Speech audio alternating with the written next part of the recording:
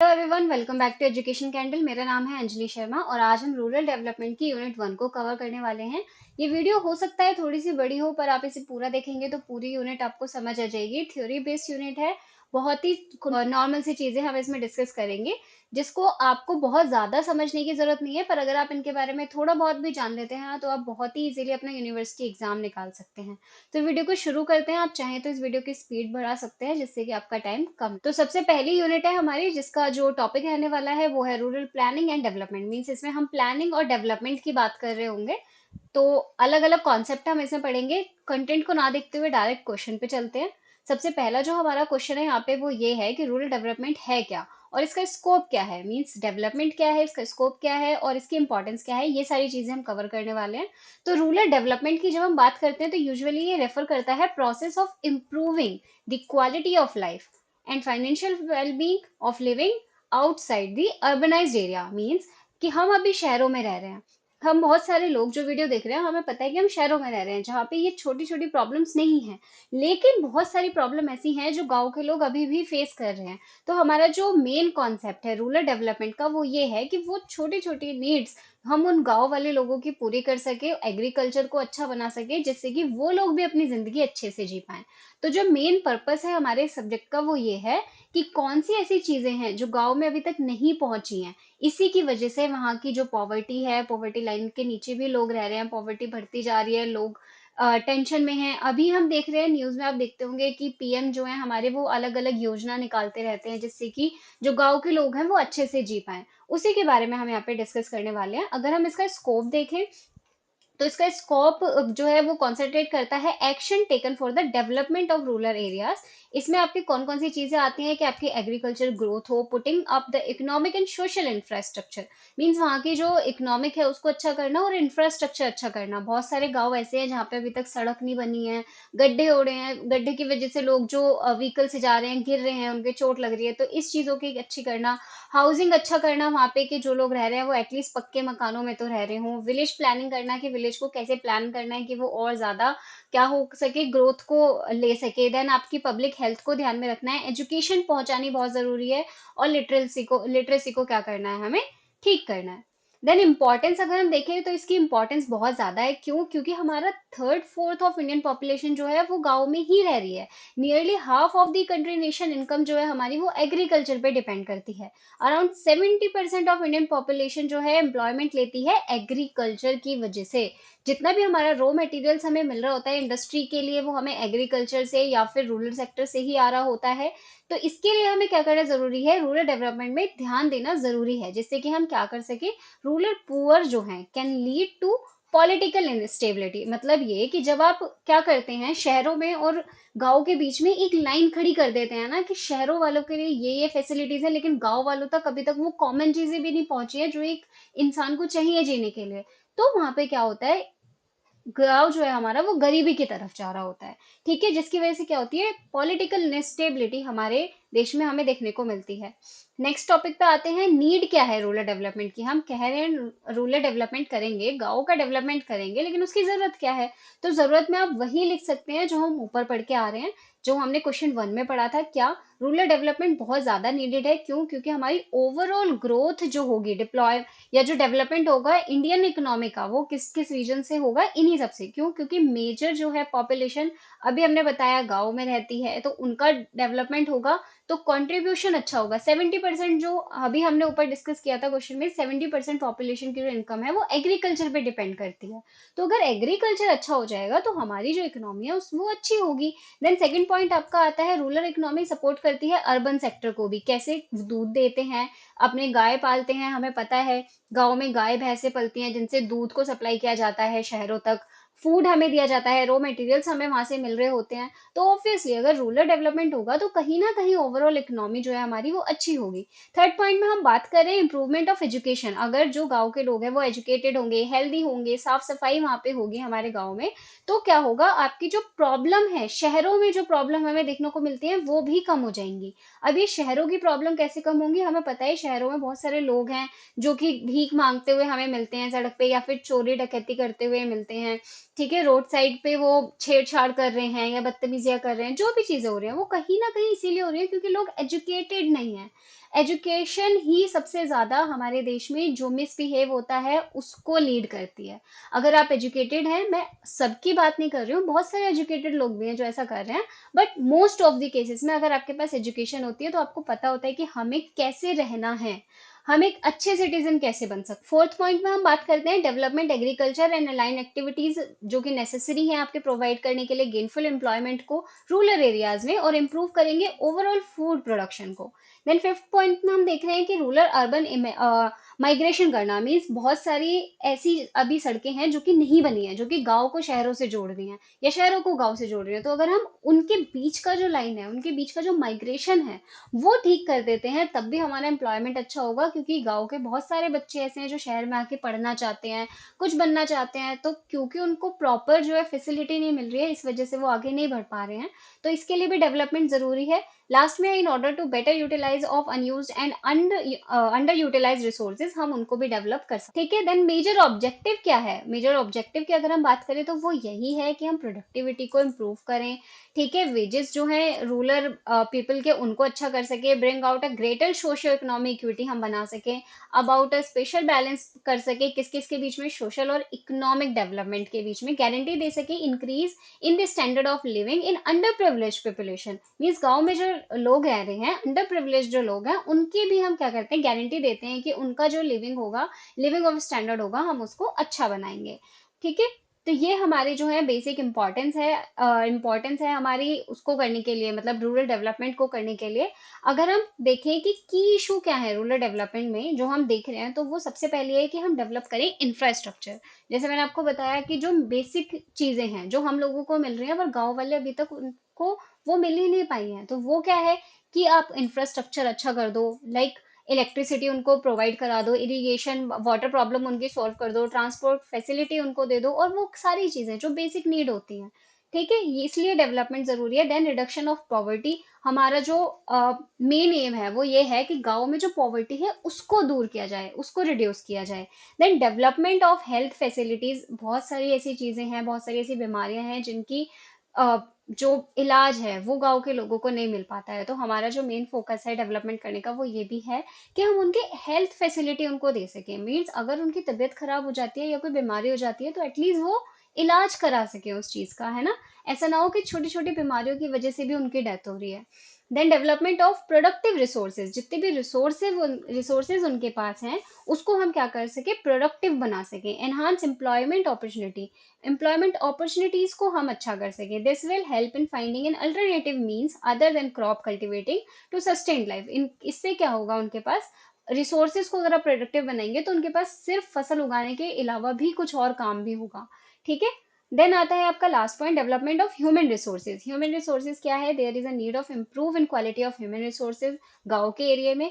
क्यों? It can be done by improving the literacy rate, मतलब वही है कि आपका जो लोग एजुकेटेड नहीं है उनको एजुकेशन देना इंपॉर्टेंट है, स्पेशली फीमेल्स को। क्यों? क्योंकि गांव में आपको पता है अभी भी ऐसी सोच है कि जो लड़कियां हैं वो सिर्फ घर का काम करने के लिए हैं, और जो लड़के हैं वो खेती बाड़ी करने के लिए हैं। तो वो ऐसा नहीं है। अगर आप एजुकेशन दोगे तो जो घर की महिलाएं हैं वो भी काम कर सकती हैं, और अगर वो काम करने जा सकती हैं तो एजुकेशन से लड़कों को भी पता होगा कि अगर हम खेती करके आ रहे हैं या अगर हम कुछ और काम कर रहे हैं तो हम भी घर के काम में हाथ बटा सकते हैं।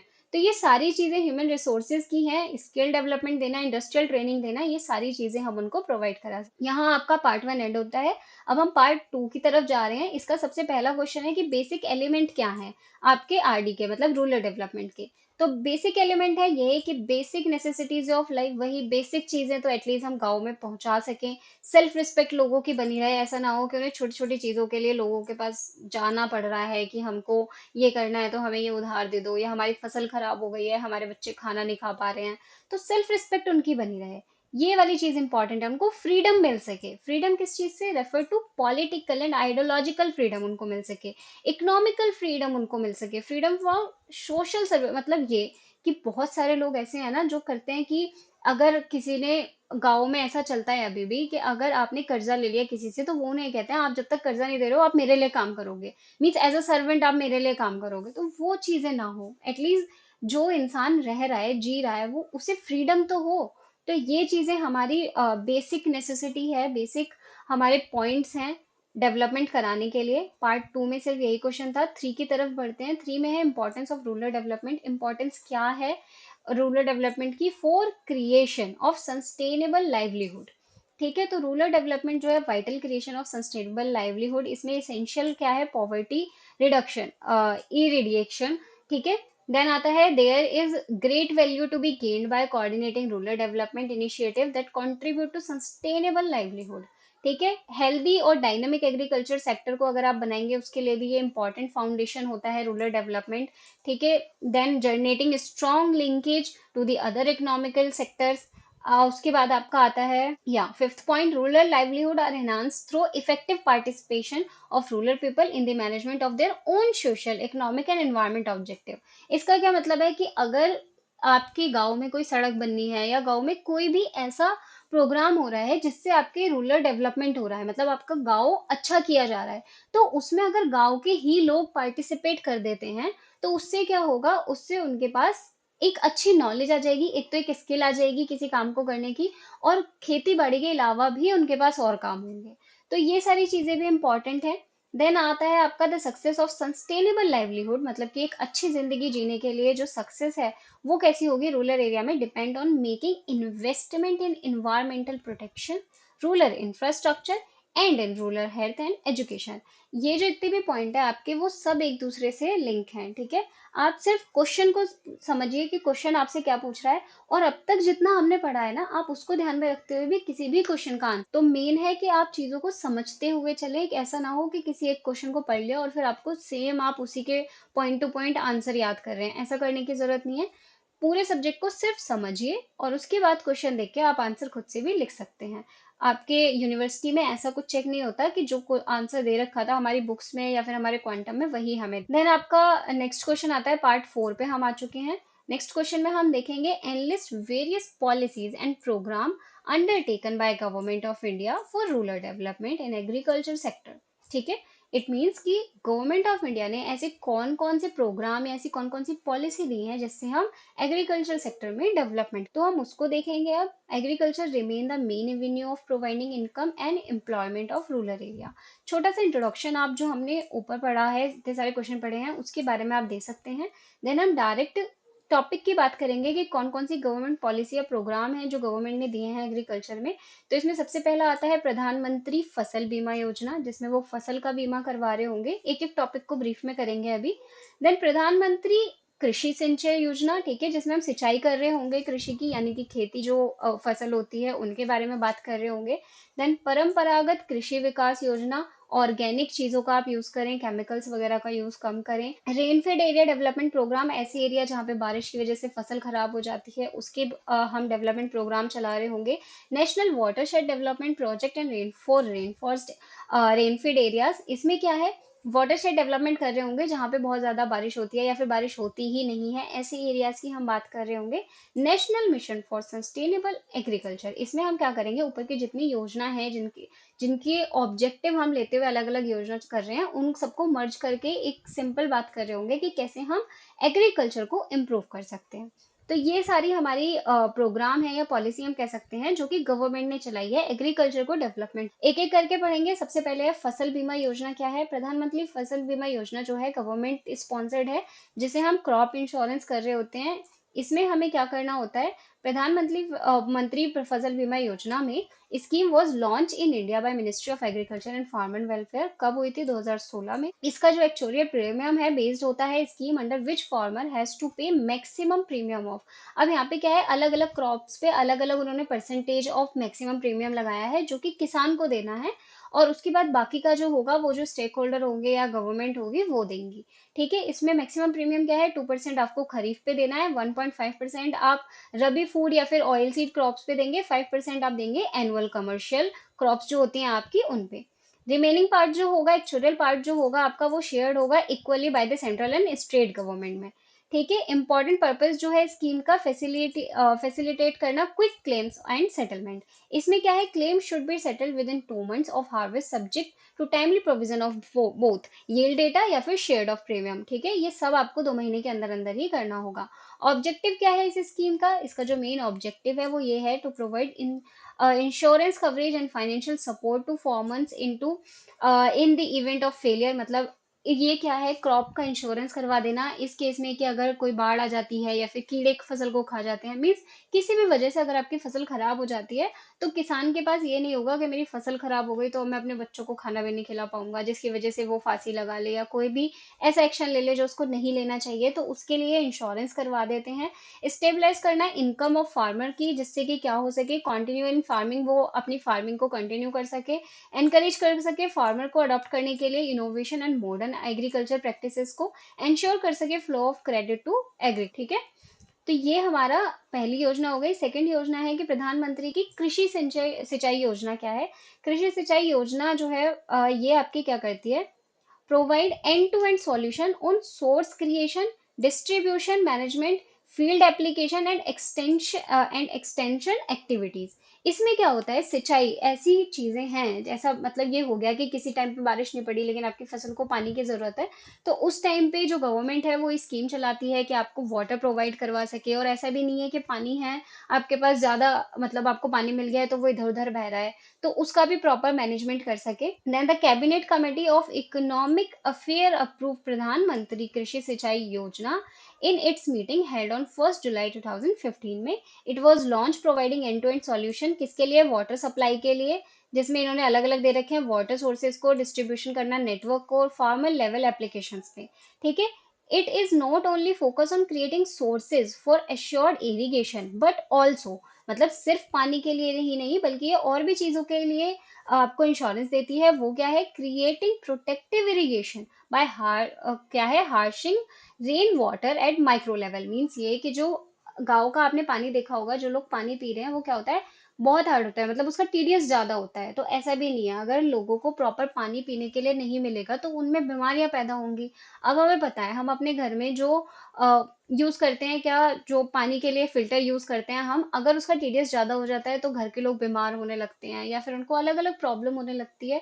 तो आप खुद सोचो कि हमें सिर्फ फिल्टर किया हुआ पानी नहीं मिल रहा तो हम बीमार हो रहे हैं, तो वो गांव के लोग जो ऐसे पानी को पी रहे हैं जो फिल्टर होके आ ही नहीं रहा, तो सोचिए उसका टीडीएस कितना ज्यादा होगा। और वो ऐसा वाटर कंज्यूम कर रहे हैं तो उनमें बीमारियां भी ज्यादा होती हैं। तो ये क्या करते हैं, पानी से रिलेटेड जो प्रॉब्लम है उनको सॉल्व करते हैं। ऑब्जेक्टिव क्या है इस स्कीम का, टू अचीव, क्या करना है हमें, इन्वेस्टमेंट करना है इरिगेशन में at the field level. Means जो वाटर है हमारा वो फील्ड लेवल पे उसका क्या करना है, इन्वेस्टमेंट देखना। And expand cultivable area under assured irrigation. ठीक है, और क्या है इनके, और भी बहुत सारे पॉइंट्स हैं, जैसे आप ये जो पीडीएफ है आपको डिस्क्रिप्शन में मिल जाएगा, तो आप ये सारे पॉइंट्स पढ़ सकते हैं। मेन जो इसका टॉपिक है या मेन जो इसका फोकस है वो सिर्फ वाटर पे है। ठीक है, तो आप वाटर का वेस्टेज ना हो, उसको इफिशिएंटली यूज कर सकें, और ऐसा भी ना हो कि पानी की कमी की वजह से फसल खराब हो गई है या कोई प्रॉब्लम हो गई है, तो पानी के लेवल पे, वाटर लेवल पे जितनी भी प्रॉब्लम्स हैं जिनका सॉल्यूशन उनको देना है, वो सारी चीजें इस योजना के अंदर आती हैं। नेक्स्ट आता है आपका परंपरागत कृषि विकास योजना। परंपरागत मतलब वो चीजें जो परंपरा है, हम कहते हैं ना परंपरागत चीजों को मत छोड़ो, मीन्स वो चीजें जो पुरानी टाइम से चलती आ रही हैं उन्हीं को करो। तो इस योजना में क्या होता है, इसमें ये जो फार्मर्स होते हैं उनको क्या किया जाता है, मोटिवेट किया जाता है कि वो जो पहले की चीजें यूज करते हुए आ रहे थे उसी को ही यूज करें। ठीक है, एक्स्ट्रा केमिकल ना लें, ऐसा ना हो कि उन्होंने अपनी फसल को ज्यादा जल्दी उगाने के लिए या कुछ अच्छा करने के लिए, कीड़े वगैरह को मारने के लिए केमिकल छिड़क दिया। तो अब आप जानते हैं कि वो जो केमिकल लगाया जा रहा है फसलों पे, ऐसा तो है नहीं कि वो सिर्फ कीड़ों को ही मारेगा, कहीं ना कहीं वो फसल को भी इफेक्ट करेगा। अब वो जो फसल को इफेक्ट कर रहा है केमिकल, वो जब मार्केट में आता है और आप उसको मार्केट से लेके आते हैं, तो वो कहीं ना कहीं आपकी बॉडी को भी इफेक्ट कर रहा है। तो इसमें हम क्या कहते हैं, इसमें हम फार्मर्स को मोटिवेट करते हैं कि आप ऑर्गेनिक फार्मिंग, ठीक है, मीन्स ये कि जो आप ट्रेडिशनल करते आ रहे हैं अब तक, आप उसको कीजिए। मॉडर्न साइंस का आप यूज करो, पर मॉडर्न साइंस का यूज सिर्फ अपनी सॉइल के लिए करो। मीन्स ऐसी चीजों के लिए करो जिसके लिए आपको करना चाहिए। जैसे हमें पता है कि हमारे पास अभी बहुत सारी इंटरनेट पे बहुत सारी चीजें हैं, तो हम भी क्या कहते हैं अपने बच्चों को कि आप इंटरनेट का यूज करो, लेकिन अच्छी चीजों के लिए करो। ऐसा ना हो कि आप अंधाधुंध इंटरनेट का यूज कर रहे हो जिससे आप गलत कंटेंट को कंज्यूम कर रहे हो। ऐसे ही फार्मर्स को मोटिवेट किया जाता है कि आप ऑर्गेनिक फार्मिंग कीजिए। अगर आपको केमिकल की जरूरत है तो केमिकल सिर्फ वहां यूज करो जहां उसके बिना काम नहीं चल सकता। मेन जो है पर्पस यही है, बाकी आप ये सारे पॉइंट्स पढ़ सकते हैं। ऑब्जेक्टिव इनका यही है, प्रमोट करना ऑर्गेनिक फार्मिंग को। ठीक है।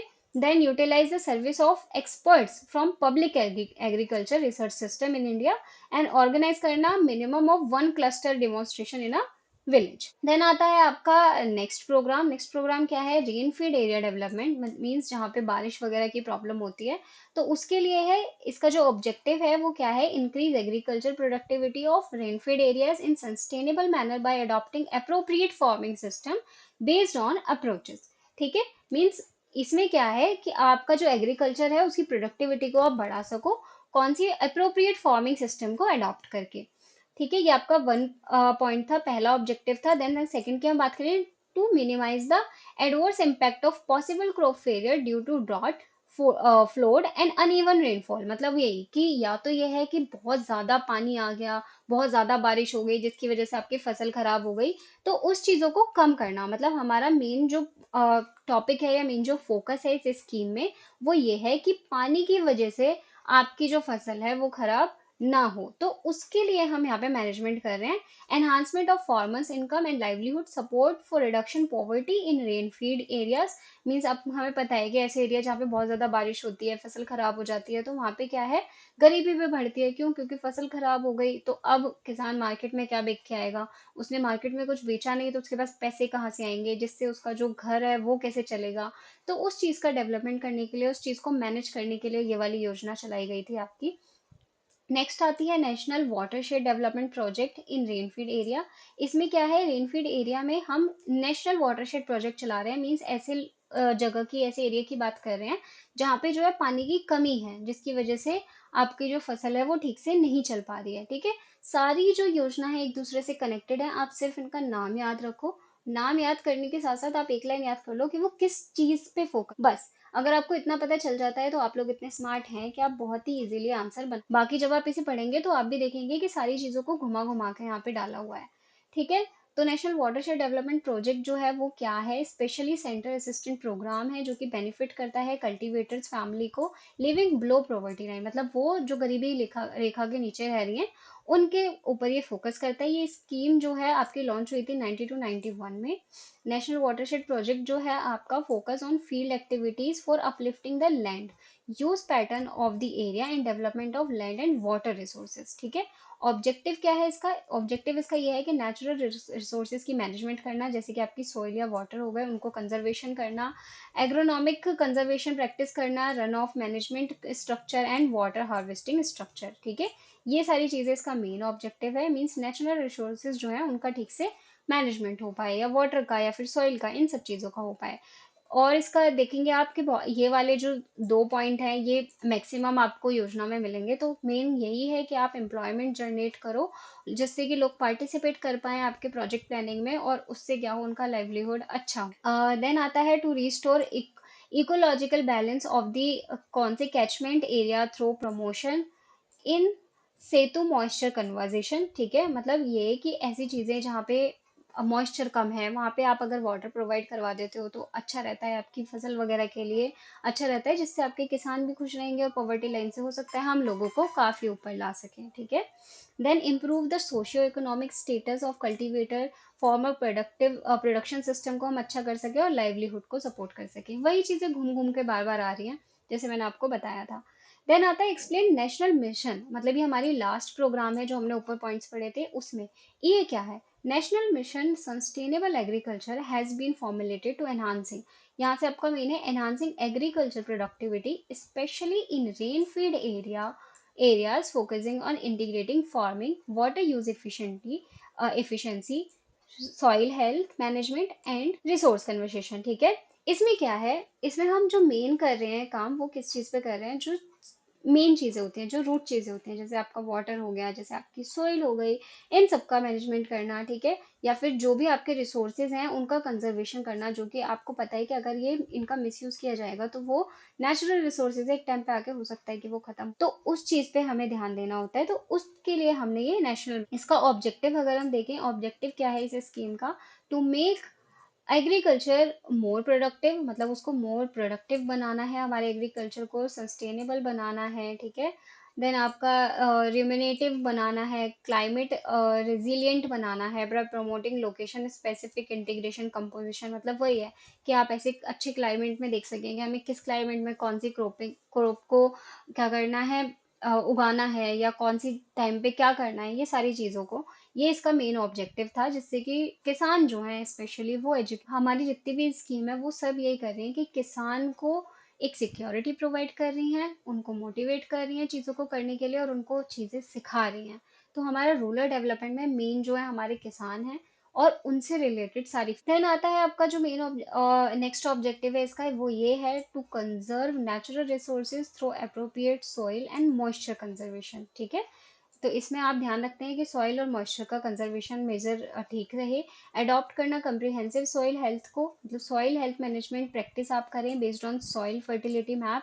मतलब वही है कि यहाँ पे हम अलग अलग कैंप चलाते हैं जिसमें हम किसानों को खेती के बारे में बता रहे होते हैं कि आपकी जो सॉइल है वो कौन सी सॉइल है, आप कैसे इसको और ज़्यादा अच्छा कर सकते हो जिससे आपकी खेती बाड़ी अच्छी हो, आप कैसे अपने फसल का ध्यान रख सकते हो। आपने देखा होगा ना कि अलग अलग कैंप चलाए जा रहे हैं गाँव में, न्यूज़ वगैरह अगर आप देखते हैं तो आपको पता होगा कि अलग अलग कैंप चलाए जाते हैं गांव में, जिसमें हम फार्मर्स को एजुकेट कर रहे हैं या उनके बच्चों को जिससे कि वो क्या कर सके, देख सके कि कैसे हम अपनी फसल में अच्छा न्यूट्रिशन दे सकते हैं, कौन सी सॉइल हमें यूज़ करनी है, कैसे हम अपनी सॉइल की प्रोडक्टिविटी को बढ़ा सकते हैं। ये सारा हमारे मेन ऑब्जेक्टिव। देन आता है आपका next, mandate of Mahatma Gandhi national rural employment guarantee act. ये क्या है? तो ये एक इम्पॉर्टेंट टॉपिक हो सकता है आपके एग्जाम के पॉइंट ऑफ व्यू से। मैंडेट क्या है? एक सेकेंड, क्या हमने इसके ऊपर का टॉपिक पढ़ लिया, या मिशन हम पढ़ चुके हैं, अब हम देखते हैं कि मैंडेट क्या है Mahatma Gandhi national rural employment guarantee का। अब इसके टॉपिक से हमें पता चल रहा है एम्प्लॉयमेंट, तो इसमें हम क्या कर रहे होंगे, इसमें हम एम्प्लॉयमेंट दे रहे होंगे, ठीक है, फार्मर्स को। मीन्स हम इसमें ऐसे टाइम की बात कर रहे होंगे जहाँ पे हम खेती बाड़ी नहीं कर रहे हैं। अब पूरे साल तो ऐसा है नहीं कि आप पूरे साल ही खेती बाड़ी कर रहे हैं, पूरे साल आप फसल उगा रहे हैं। जिनके पास ज्यादा जमीन है वो शायद ये काम कर सकते हैं, पर जिनके पास थोड़ी जमीन है वो क्या करते हैं कि साल में कुछ टाइम तो वो अपनी फसल उगा रहे हैं, लेकिन कुछ टाइम जहाँ पे वो फसल नहीं उगा सकते, क्लाइमेट ऐसा नहीं है कि उनकी फसल जो है वो उग सके या ठीक से ग्रो कर सके, तो ऐसे टाइम पे वो क्या होते हैं, अनएम्प्लॉयमेंट हो जाते हैं, अनएम्प्लॉयड हो जाते हैं। तो उस चीज को दूर करने के लिए हमारा ये जो मिशन है ये चलाया गया, जिसमें हम क्या करते हैं, ऐसे टाइम पे उन फार्मर्स को एम्प्लॉयमेंट दे रहे होते हैं। अब वो एम्प्लॉयमेंट क्या होता है कि कोई भी स्कीम गवर्नमेंट ने चलाई कि आपके यहाँ सड़क बनाई जा रही है, या आपके यहाँ कैनाल नहर बनाई जा रही हैं, या कुएं बनाए जा रहे हैं, तो वहां पे जो लोग हैं, जो फार्मर्स हैं, या उनके बच्चे हैं, या उनके वाइफ्स हैं, उनको ही रख दिया जाता है काम के लिए, और उनकी मजदूरी के उनको पैसे दे दिए जाते हैं। इससे क्या होता है कि वो टाइम जब किसान खेती नहीं कर रहा है तब भी वो इनकम ले सकता है, ठीक है, तब भी ऐसा नहीं है कि उसके पास पैसे आने बंद हो गए। तो ये हमारा मेन है। तो मैंडेट में क्या होता है इस वाले मिशन में, इसमें क्या होता है, the mandate of MNREGA is to provide at least 100 days of guarantee wage employment, मतलब कम से कम आप 100 दिन का एम्प्लॉयमेंट जो है वो गारंटी करते हैं, किनको, फार्मर्स को, in a financial year, to every rural household whose adult member volunteer to do unskilled manual work, ठीक है। कोर ऑब्जेक्टिव क्या है इसका? कोर ऑब्जेक्टिव मैंने आपको बता ही दिया, providing not less than 100 days of unskilled manual work as a guarantee employment in a financial year to every household, मतलब जितने भी घर हैं उन सब में आप ये जो है गारंटी दें कि हम 100 दिन का काम कम से कम आपको देंगे ही। स्ट्रेंथन करना लाइवलीहुड रिसोर्सेज को based on the poor. Then आपका प्रोएक्टिवली इंश्योरिंग करना सोशल इंक्लूजन को, एंड स्ट्रेंथिंग करना पंचायती। ओके, गोल्स क्या है हमारे? गोल्स हैं जो इसके वो ये हैं कि आप सोशल प्रोटेक्शन दे रहे हो most vulnerable people living in the rural India by guaranteeing veg employment, मतलब आप उनको प्रोटेक्शन दे देते हो, सिक्योरिटी दे देते हो कि ऐसा नहीं होगा कि अगर आप फसल नहीं उगा रहे हो तो आपके पास खाने की भी क्या हो जाएंगे, आप खाने पीने का सामान भी नहीं उठा पाएंगे। तो वो चीज़ नहीं है, आप उनको गारंटी दे रहे हो कि अगर आप फसल नहीं उगा रहे हो तो हम आपको एम्प्लॉयमेंट। सेकंड है एनहांस करना लाइवलीहुड को, सिक्योरिटी देना रूरल में जो पुअर लोग हैं उनको through generation of ways employment. तीसरा है इसका ये जो आप natural resources based rural areas होते हैं उनको क्या कर रहे हो, रिजुविनेट कर रहे हो, मतलब उनको आप प्रोटेक्शन दे रहे हो, सिक्योरिटी दे रहे हो, जो भी आपके नेचुरल रिसोर्सेज हैं उनका मैनेजमेंट करना सिखा रहे हो। फोर्थ में क्रिएट कर रहे हो आप durable and productive rural asset basis को। देन आप एम्प्लॉयमेंट दे रहे हो, मतलब वही चीज़ है, घुमा घुमा के वही लिख रखी है, मेन जो इसका पॉइंट है वो यही है कि आप एम्प्लॉयमेंट दे रहे हैं, कम से कम 100 डेज की गारंटी दे रहे हैं कि हम आपको एम्प्लॉयमेंट देंगे। देन आता है आपका पार्ट 5, पार्ट 4 तक हम देख चुके हैं। पार्ट 5 में हम देख रहे हैं कि enlist various policies and program undertaken by the government of India for social security. ठीक है, सोशल सिक्योरिटी में कौन कौन से प्रोग्राम चलाए गए हैं। तो सोशल सिक्योरिटी जो है ये भी इंपॉर्टेंस रखती है अपने आप में, जैसे रूरल डेवलपमेंट था ऐसे ही सोशल सिक्योरिटी भी इंपॉर्टेंट है। It represent a system of protection of individual. यहाँ पे हम क्या कर रहे हैं, इंडिविजुअल की बात कर रहे हैं, who are in need of such protection by the state as an agent of the society। ठीक है, इसमें हम क्या कर रहे हैं, 2015 में बजट जो आया था उसमें government had announced following 3 social security scheme. 2015 में 3 सोशल सिक्योरिटी स्कीम को चलाया गया था, जो कि क्या करती हैं, यूनिवर्सल सोशल सिक्योरिटी देती हैं, किनको टारगेटेड करती हैं, स्पेशली पुअर लोगों को, ठीक है, या फिर ऐसे लोगों को जो अंडर प्रिविलेज्ड हैं। तो ये 3 कौन कौन सी स्कीम है हमारी, वो है, सबसे पहला आता है अटल पेंशन योजना। इसमें हम पेंशन दे रहे हैं सिटीजन्स को जो कि किस ग्रुप में आते हैं, 18 to 40 एज ग्रुप में आते हैं। इसमें हम क्या कह रहे हैं, गारंटी मिनिमम मंथली पेंशन दे रहे हैं 1000 से 5000 तक की। अगर आपका जो सब्सक्राइबर है जो कि जिसने ये जो पेंशन है वो ली थी, उसके लिए प्रीमियम वगैरह दिया था, जो भी अमाउंट होती है छोटी सी उसने वो दी थी, तो उसमें हम क्या कर रहे होते हैं, अगर इन केस कि उनकी डेथ हो जाती है, जिन्होंने ये सब्सक्राइब लिया था, जो सब्सक्राइबर थे उनकी डेथ हो जाती है, तो ये जो पेंशन होगी वो उनके स्पाउस को दी जाएगी, मीन्स उनके हस्बैंड या वाइफ जो भी होंगे उनको दी जाएगी। और अगर ऐसा होता है कि जो सब्सक्राइबर और उनके पार्टनर हैं उन दोनों की डेथ हो जाती है, तो इस केस में उन्होंने जिसको नॉमिनी बनाया होगा उसको ये पेंशन मिलनी शुरू हो जाएगी, accumulated till as of 60 of the subscriber. ठीक है, जब तक कि सब्सक्राइबर की एज जो है 60 नहीं हो जाती तब तक ये सारी की सारी जो पेंशन होगी वो उनके नॉमिनी। देन प्रधानमंत्री सुरक्षा बीमा योजना, यहाँ पे सुरक्षा बीमा की बात हो रही है, मतलब इन केस ऑफ एक्सीडेंट, अगर एक्सीडेंट आपका हो जाता है और उसमें आपकी डेथ हो जाती है या फिर आपको कोई सीरियस प्रॉब्लम हो जाती है, ठीक है, डिसेबिलिटी आ जाती है, तो उस केस में ये जो योजना है ये आपके बहुत काम आने वाली है। The risk coverage available of ₹2 lakh for accidental death and permanent total disability of ₹1 lakh for permanent partial disability. ठीक है, अगर आपको परमानेंट डिसेबिलिटी हो जाती है या डेथ हो जाती है तब आपकी फैमिली को 2 लाख रुपए दिए जाएंगे, और अगर पार्शियल डिसेबिलिटी होती है तब 1 लाख रुपए दिए जाएंगे। ठीक है, इसमें क्या है, 18 से 70 ईयर के जो एज ग्रुप के लोग हैं वो इसके लिए एलिजिबल हैं। प्रीमियम जो है इसका वो ₹12 पर एनम है, ₹12 आपको साल के देने हैं, और ये जो योजना है ये आप ले सकते हैं। देन आती है आपकी प्रधानमंत्री जीवन ज्योति बीमा योजना। इसमें हम क्या कर रहे हैं, जीवन की बात कर रहे हैं, जैसे लाइफ इंश्योरेंस होते हैं ऐसे ही ये स्कीम है। ये जो आपकी स्कीम है is a 1 year life of insurance. इसमें क्या होता है, लाइफ इंश्योरेंस स्कीम है जो कि ₹2 लाख को कवर करती है। It offer coverage of death due to any reason, किसी भी रीजन से अगर आपकी डेथ हो जाती है तो उसमें available to people in 18 to 50 age group के लिए है। 18 से 50 के लोग जो हैं इसको ले सकते हैं। It comes at the premium of ₹330 per annum, मतलब इसमें आपको ₹330 पर एनम देने होंगे और आपका लाइफ इंश्योरेंस आपको मिल जाएगा। ओके, देन आपका पार्ट 5 भी यही खत्म होता है। अब आता है पार्ट 6। पार्ट 6 में क्या है, enlist various policies and program undertaken by government in the India of social sector. Social sector में अब क्या है, हमने डेवलपमेंट देख लिया, रूरल का सिक्योरिटी देख ली, अब हम सोशल सेक्टर में देखेंगे।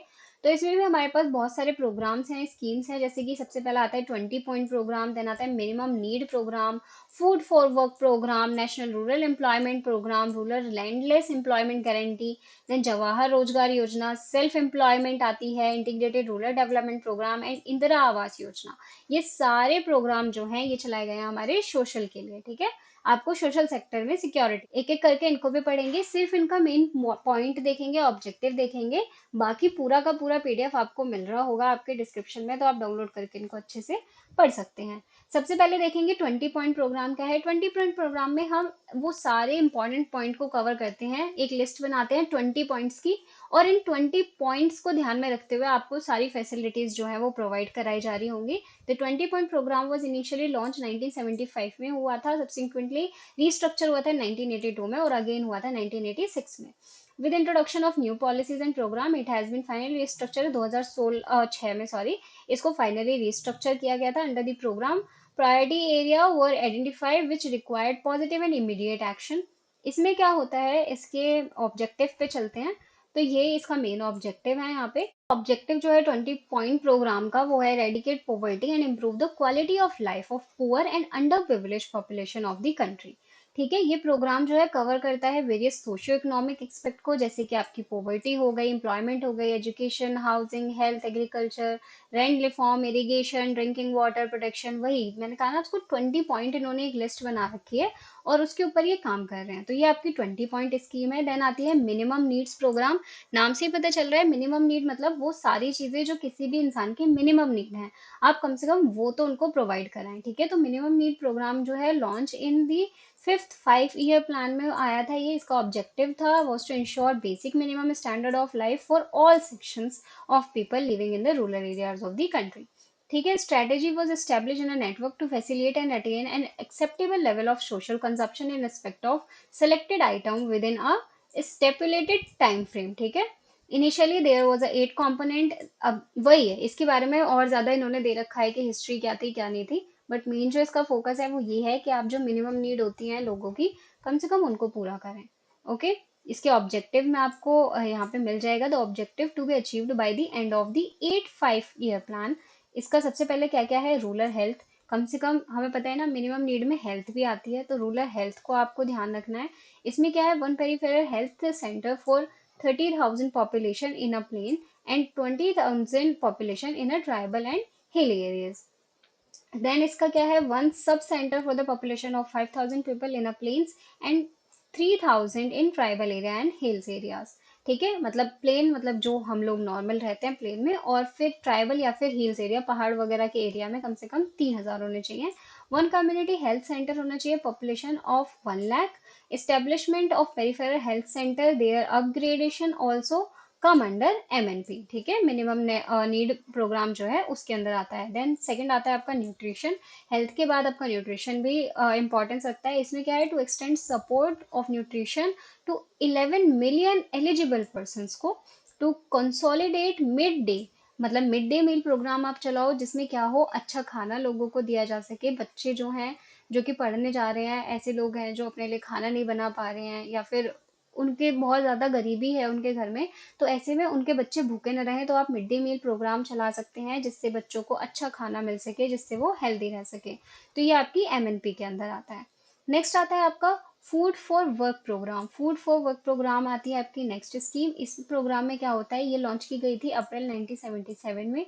ये प्रोग्राम जो है एम करता है generation of additional employment opportunities in rural area, मतलब रूरल एरिया में एडिशनल एम्प्लॉयमेंट अपॉर्चुनिटीज आप दें, and creating a durable community assets which would strengthen the rural infrastructure. ठीक है, ऐसे कुछ एसेट्स दें, ऐसी कोई कम्युनिटी बनाए जो कि रूरल इंफ्रास्ट्रक्चर पे काम करे।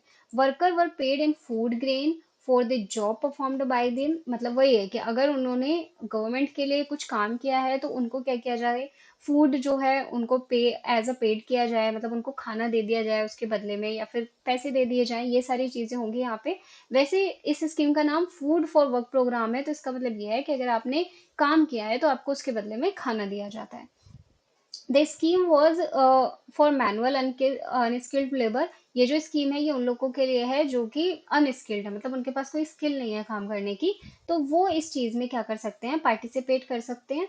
इसका जो मेन ऑब्जेक्टिव है वो क्या है, the primary objective was to save the leaves lives of the poor by giving them food grains, मतलब इसमें आप फूड ग्रेन्स पुअर लोगों को दे देते हो जिससे कि एटलीस्ट वो खाना तो खा सकते हैं। Then secondary objective was to make them to do some work for national building such as construction. हो गया आपका वही है, कच्चा रोड अगर बन रहा है तो उसको सेमी कच्चा बनाने में जो कंस्ट्रक्शन हो रहा है उसमें आप उनको इनवाइट कर सकते हैं कि वो पार्टिसिपेट करें। Then clearing debris and cleaning of historical moments, जो आपके हिस्टोरिकल मोमेंट्स होते हैं उनको साफ करने के लिए आप उनको बुला सकते हैं। ग्राउंड वर्क के लिए आप उनको बुला सकते हैं, जो इरिगेशन का काम होता है, मीन्स वाटर का काम होता है, या फिर एग्रीकल्चर वर्क, जो भी काम होते हैं, जो भी गवर्नमेंट कोई स्कीम चला रही है, कुछ काम कर रही है, तो वो उसके लिए उसी गांव के फार्मर्स को इनवाइट कर सकती है कि वो पार्टिसिपेट करें, और उनके काम के बदले उनको फूड ग्रेन्स दिए जाएंगे, जिससे कि वो खाना बना सकते हैं अपने घर पे या पेट भर सकते हैं। ठीक है। नेक्स्ट आता है आपके पास नेशनल रूरल एम्प्लॉयमेंट प्रोग्राम, वही जो हमने ऊपर भी पढ़ा था कि नेशनल एम्प्लॉयमेंट में क्या है। तो ये लॉन्च हुई थी 1980 में with view of significantly increase employment in rural area, मतलब आप रूरल एरिया में लोगों को क्या कर सके, एम्प्लॉयमेंट दे सके, उसके लिए ये बनाया गया था। This was viewed as a major step toward poverty. ठीक है, इसको हम मेजर स्टेप बोलते हैं, क्यों? क्योंकि गरीबी जो है वो सिर्फ खेती करने से नहीं जाएगी, तो उसके साथ साथ अगर आप एम्प्लॉयमेंट भी देते हैं तो उससे क्या हो सकता है कि लोगों का जो रहने का तरीका है वो थोड़ा ज़्यादा अच्छा हो पाएगा, क्योंकि वो ज़्यादा पैसे कमा पाएंगे। ठीक है। दी NERP replace the food for work. यहाँ क्या हुआ, जो आप काम के बदले पहले खाना दे रहे थे, अब आप उसके बदले लोगों को क्या दे सकते हैं, पैसे दे सकते हैं। तो फंक्शन जो है इसके वो कौन कौन से हैं? Creating a large quantum of man day to work per year for the unemployed and under employ in rural areas. ठीक है। Creation of durable community assets to strengthen infrastructure, मतलब वही चीजें, ऊपर वाली चीजें रिपीट हो रही हैं तो आप यहाँ लिख सकते हैं। In all work under NREP, preference was given to landless labor. ठीक है। NREP was centrally sponsored program with equal sharing of कौन कौन से expenditure by the center and state, मतलब सेंटर और स्टेट दोनों के इक्वली शेयरिंग से ये जो आपका NREP प्रोग्राम है इसको चलाया जा रहा है, इसको स्पॉन्सर किया जा रहा है। इस प्रोग्राम का ऑब्जेक्टिव क्या था? इसका ऑब्जेक्टिव यही था कि generation of additional gainful employment, मतलब गांव में आप मैन और वुमेन्स के लिए जो अंडर एम्प्लॉयड हैं या फिर जो अनस्किल्ड हैं उनको आप क्या कर सकें, एम्प्लॉयमेंट दे सकें। क्रिएशन ऑफ प्रोडक्टिव कम्युनिटी, एक अच्छी प्रोडक्टिव कम्युनिटी आप बना सके, जिससे कि आपकी जो गरीबी है वो दूर जा सके। ठीक है। And improvement in overall quality of life in rural areas, मतलब ओवरऑल जो लाइफ है वो भी अच्छी हो सके। ये इसका मेन ऑब्जेक्टिव था। नेक्स्ट आपका आता है रूरल लैंडलेस एम्प्लॉयमेंट गारंटी। यहाँ पे क्या है, हम गारंटी दे रहे हैं किस चीज की? रूरल लैंडलेस की। ये लॉन्च हुई थी 1883 टू 84 में। while most of the objective and stipulation under the this were similar to those, मतलब ऊपर की जो हमारे पास थी NREP उसी से ही रिलेटेड है ये, लेकिन इसमें क्या है, इसमें it was to be limited only to the landless with guaranteed employment of 100 days। जो 100 डेज वाली हमने स्कीम लिखी पढ़ी थी ना, अगर हम उसको इसमें डाल देते हैं तो ये बहुत अच्छा हो जाएगा। क्यों? क्योंकि ये उसी का ही एक एडवांस रूप है, उसी को ही आगे कंटिन्यू किया गया है। आप देखिए यहाँ पे भी 100 डेज एम्प्लॉयमेंट की बात हो रही है, जो हमने पहले पढ़ी थी वहां पे भी यही बात हो रही थी, तो आप उसके भी जो डेटा है वो यहाँ पे डाल सकते हैं। इसका जो ऑब्जेक्टिव है वो हम एक बार देख लेते हैं। इसका ऑब्जेक्टिव है improving and expanding employment opportunity for the rural landless view, मतलब वही है कि आप 100 डेज इन अ ईयर क्या करते हो, एवरी लैंडलेस हाउस होल्ड को क्या कर सकते हो, एम्प्लॉयमेंट दे सकते हो। मतलब जिनके पास जमीन नहीं है उनको आप यहाँ पे क्या करोगे, कम से कम 100 दिन की एम्प्लॉयमेंट दोगे। Creating durable asset for strengthening infrastructure so as to meet the growing requirement of rural economy, मतलब रूरल की इकोनॉमी क्या होगी, ग्रो होगी अगर उसका इंफ्रास्ट्रक्चर ठीक हो जाता है। अगर गांव के और शहर के बीच का जो ब्रिज है, जो गैप है, उसको खत्म कर दिया जाए, सड़क वगैरह अच्छी बना दी जाए, तो उसके लिए। देन आती है आपकी एक्सप्लेन जवाहर रोजगार योजना। ये क्या है, इसको हम देख लेते हैं। इसका ऑब्जेक्टिव देखते हैं। डायरेक्ट ऑब्जेक्टिव जो है, the main objective of the योजना was additionally gainful employment for the unemployed and underemployed person in rural areas. The other objective was to create unsustainable employment by the extending the rural economy infrastructure and asset in the favor of rural poor for their direct and continuing benefits। वही चीजें repeat की गई हैं, तो वही चीज है। Next आता है आपका सेल्फ एम्प्लॉयमेंट। क्या है self employment? For the educated unemployed youth. ये हम अभी भी बहुत सुन रहे हैं कि वो कहते हैं ना कि प्रधानमंत्री जी आके कहते हैं टीवी पे कि जो भी लोग हैं जो कि पढ़े लिखे लोग हैं लेकिन अनएम्प्लॉयड हैं, वो खुद का काम शुरू करो और जो गवर्नमेंट होगी वो आपको सपोर्ट देगी। तो ये वही है। During 1983-84 government of India started self employment for the educated unemployed youth, मतलब ऐसा यूथ जो कि एजुकेटेड है लेकिन अभी भी काम नहीं कर रहा है। The scheme was implemented which clearly guidelines regarding eligibility criteria and institutional mechanism.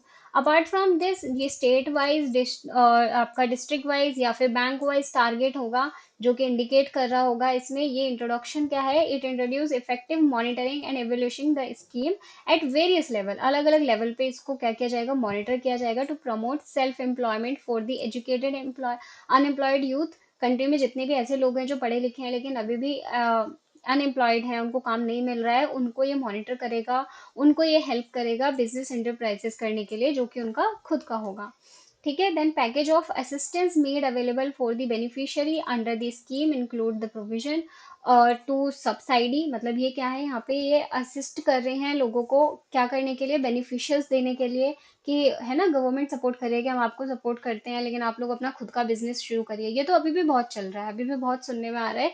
अलग अलग कितने सारे लोग हैं जो कि एजुकेटेड हैं, अच्छी डिग्रीज है उनके पास, लेकिन तब भी वो कोई गोलगप्पे की दुकान लेके बैठा है, कोई चाय वाला है, कोई वड़ा पाव बेच रहा है। ठीक है, अलग अलग चीजें हो रही हैं। आप देख रहे होंगे किसी ने खाने की ठेली खोल लिया है। तो वो सारी चीजें हैं कि आप अपना खुद का कोई बिजनेस शुरू करिए, जिस यानी कि अपने आप को सेल्फ एम्प्लॉयड बनाइए और गवर्नमेंट आपको इसमें हेल्प करेगी। This scheme was implemented as a central scheme for the period of 11 year between 1983-84 to 1993-94। अब ये तब चलाई गई थी लेकिन ये अभी भी बहुत ज्यादा चल रही है। Self employment for the educated unemployed youth was merged with prime minister रोजगार योजना। क्या हुआ था बाद में, प्राइम मिनिस्टर की जो रोजगार योजना थी उसके साथ इसको मर्ज कर दिया गया था 94 से 95 के बाद। ऑब्जेक्टिव जो है इसका वो यही है, objective of the scheme to encourage the educated unemployed youth to undertake self-employment venture in industry, services and business through a provision of a package of assistance। ठीक है, नेक्स्ट आता है आपका इंटीग्रेटेड रूरल डेवलपमेंट प्रोग्राम क्या है, इसका objective क्या है ये भी देख लेते हैं। तो डायरेक्ट ऑब्जेक्टिव देखते हैं जिससे हमें पता चल जाता है कि प्रोग्राम में क्या हो रहा है। To help families who lie below the poverty line, मतलब ऐसी फैमिली जो कि गरीबी रेखा के नीचे लाई करती हैं, and to enhance their state of living.